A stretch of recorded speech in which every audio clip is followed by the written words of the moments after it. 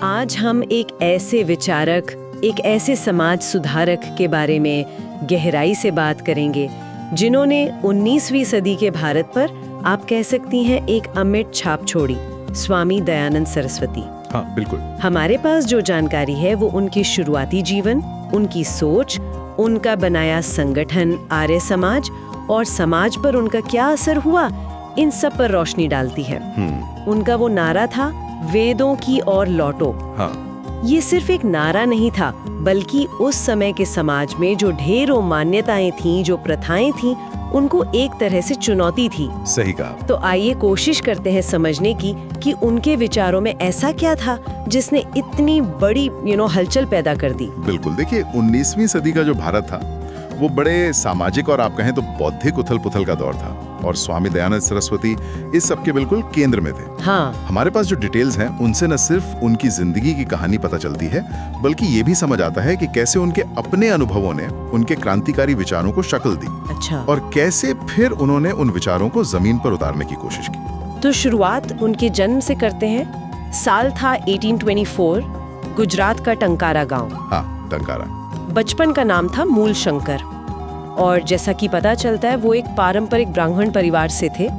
मतलब घर में पूजा पाठ, धार्मिक कर्मकांड, वैसा माहौल था। बिल्कुल वैसा ही। और शुरू में तो उनकी रुचि भी थी इन सब चीजों में। हाँ, शुरुआती जीवन तो काफी पारंपरिक था, लेकिन फिर एक घटना हुई जिसने उनका सोचने का तरीका ही पूरा बदल दिया। वो शिवरात्रि वाली घटना? हाँ, वही।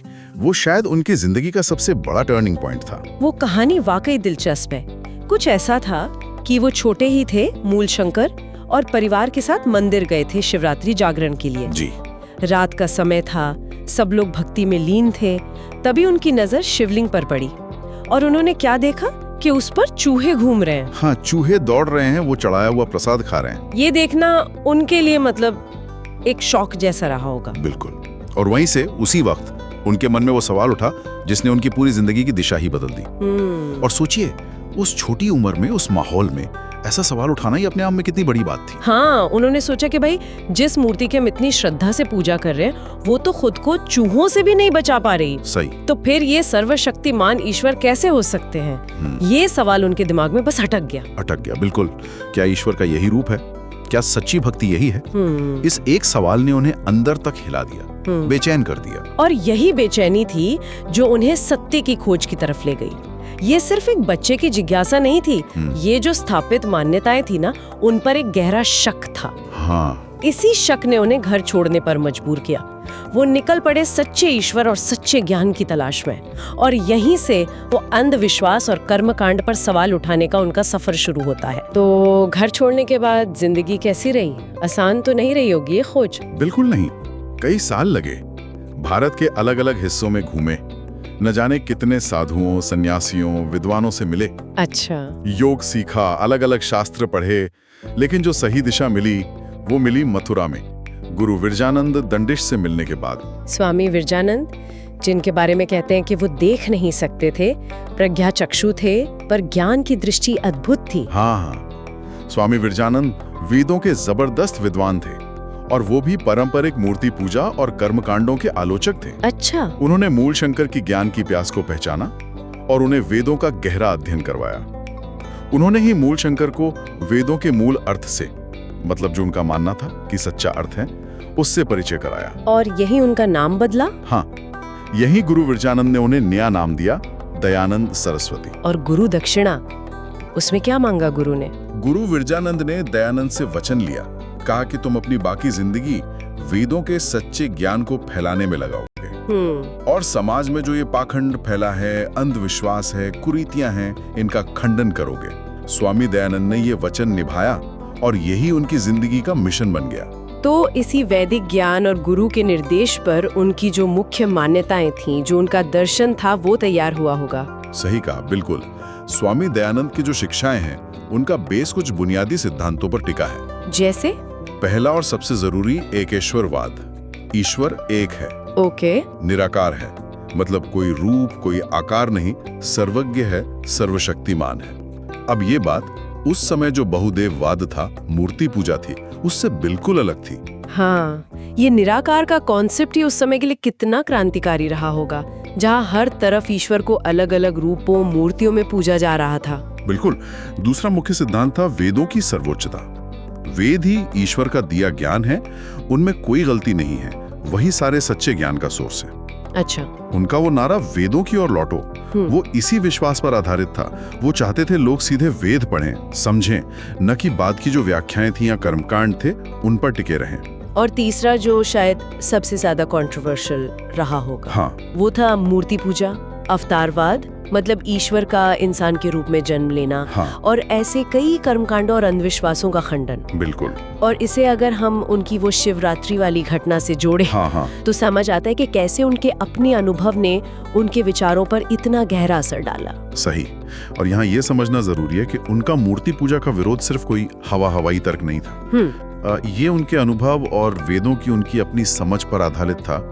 उनका मानना था कि ये चीजें न सिर्फ वेदों के मूल संदेश के खिलाफ हैं, बल्कि इनसे होता क्या है कि पुरोहित वर्ग को फालतू का महत्व मिलता है। अच्छा। और आम लोग सच्चे ज्ञान से दूर रह जाते हैं। तो एक तरह से ये धार्मिक सत्ता को और उससे जुड़े सामाजिक कंट्रोल को सीधी चुनौती थी। वो चाहते थे कि इंसान सीधे ईश्वर और ज्ञान के स्रोत यानी वेद से जुड़े, बीच में कोई बिचौलिया ना हो। तो इन्हीं क्रांतिकारी विचारों को समाज तक ले जाने के लिए, उन्हें स्थापित करने के लिए उन्होंने फिर एक संगठन बनाया, मतलब आर्य समाज। हाँ, बिल्कुल। अपने विचारों को एक ऑर्गेनाइज्ड रूप देने के लिए और उन्हें बड़े पैमाने पर फैलाने के लिए स्वामी दयानंद ने 1875 में बंबई में आर्य समाज की स्थापना की। बॉम्बे में? हाँ, तब बंबई। इसका मकसद बहुत साफ था, वैदिक ज्ञान का प्रचार करना, समाज में शिक्षा फैलाना, क्योंकि वो ज्ञान को ही अंधकार मिटाने का सबसे बड़ा हथियार मानते थे। सही। और समाज में जो बुराइयां थीं, जैसे बाल विवाह, जाति प्रथा, पर्दा प्रथा, इन कुरीतियों को खत्म करना। तो ये सिर्फ एक धार्मिक सुधार आंदोलन नहीं था, इसका एक मजबूत सामाजिक एजेंडा भी था। निश्चित रूप से आर्य समाज के 10 नियम या सिद्धांत बनाए गए। वो एक तरह से गाइडलाइंस थी मेंबर्स के लिए। अच्छा, क्या थे वो मुख्य सिद्धांत?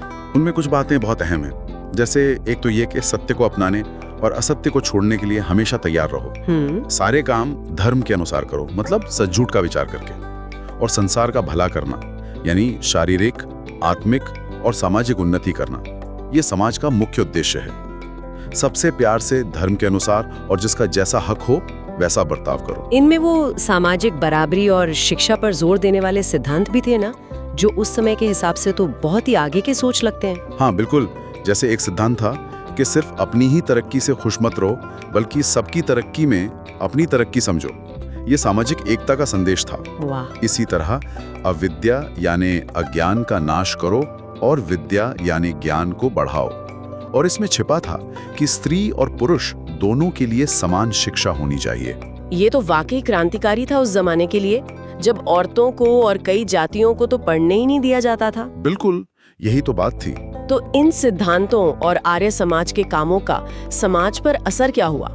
मतलब क्या ये सिर्फ बातें थीं या जमीन पर कुछ बदला भी? नहीं, इनका बहुत गहरा और दूर तक असर पड़ा।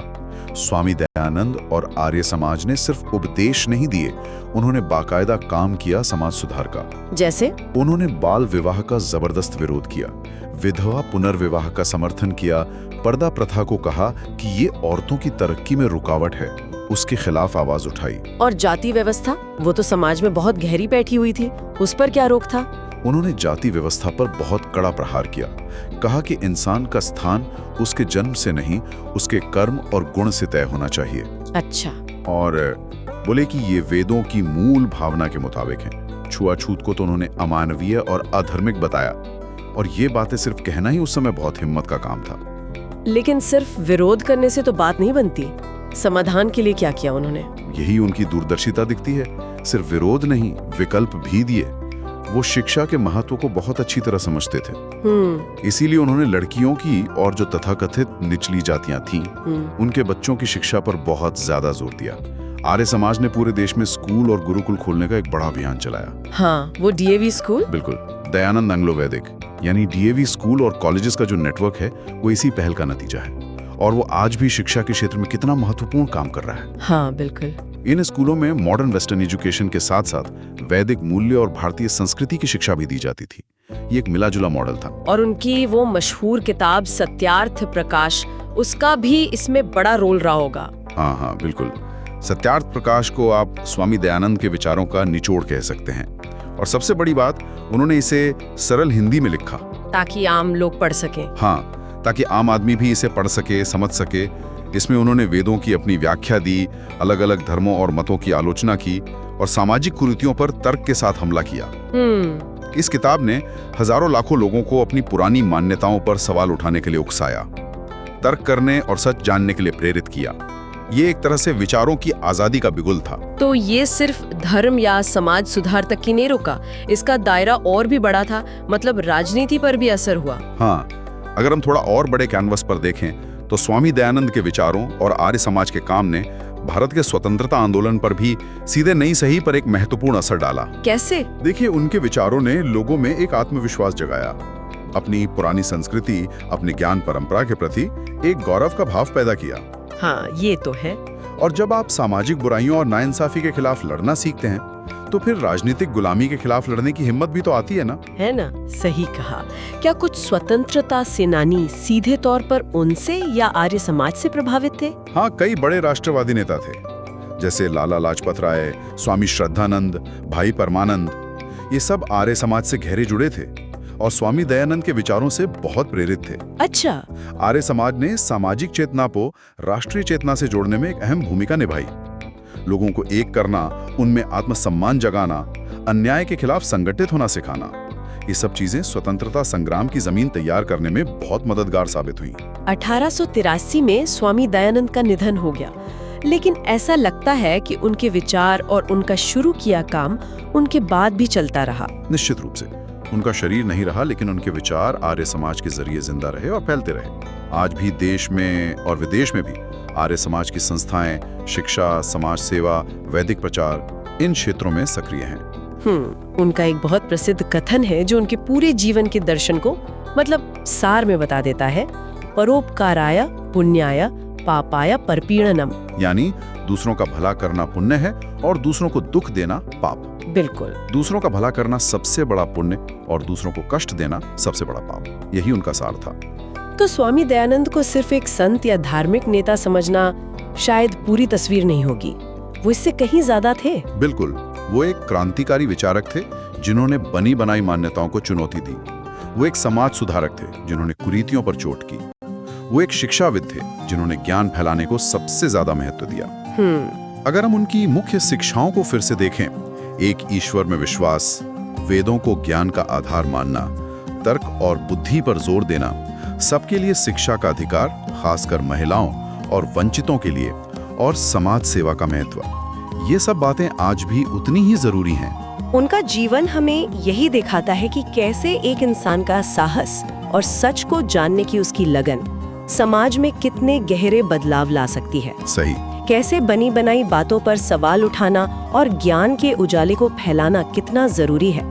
ये हमें अपने समय की चुनौतियों को देखने और समझने का एक नया नजरिया देता है। और अंत में एक विचार में यहाँ छोड़ना चाहूंगा सोचने के लिए।